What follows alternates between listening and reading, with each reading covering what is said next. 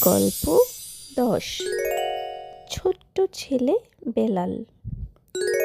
ছোট্ট ছেলে বেলাল একদিন ঘরে বসে খেলছিল। হঠাৎ দেখল একটি টিকটিকি। দৌড়ে গেল সে টিকটিকিকে ধরতে। টিকটিকি ভয় পেয়ে বলল, আমাকে মেরো না, আমি তোমাদের উপকার করি। আমি মশা খাই, তোমাদেরকে মশার কামড় থেকে বাঁচাই। বেলাল টিকটিকিকে না ধরে দৌড়ে গেল ব্যাঙকে ধরতে।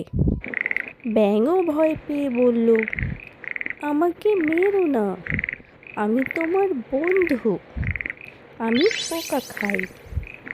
এভাবে জমির ফসলকে পোকার হাত থেকে বাঁচাই। বেলাল ব্যাঙকে ধরল না, এবার গেল সে কাককে ধরতে।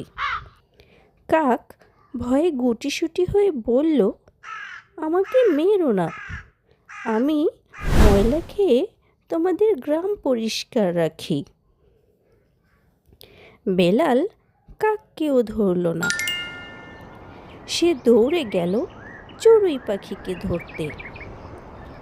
চড়ুই পাখি ভয়ে কাঁপতে কাঁপতে বলল, আমাকে মেরো না, আমি তো গাছ থেকে বীজ নিয়ে যাওয়ার সময় তা মাটিতে ফেলি, আর তা থেকে হয় অনেক রকমের গাছ। বেলাল থমকে গেল, সে চড়ুই পাখিকে ধরল না, এবার গেল মৌমাছিকে ধরতে।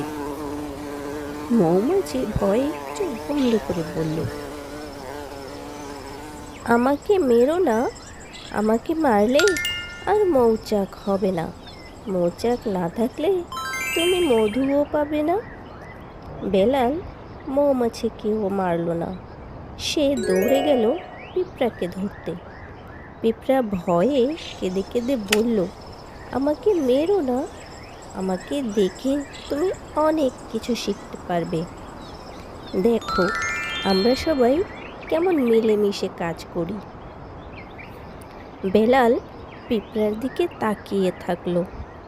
সত্যিই পিঁপড়া কত কাজ করে, সবাই মিলে কি সুন্দর খাবার জড়ো করে। বেলাল মনে মনে বলল, আহা, ওরা তো সবাই আমাদের কত উপকার করে, আমি কেন শুধু শুধু ওদেরকে ধরতে চেয়েছি। ওরা কত ভয় পেয়েছে, আমি আর কখনো এমন করব না।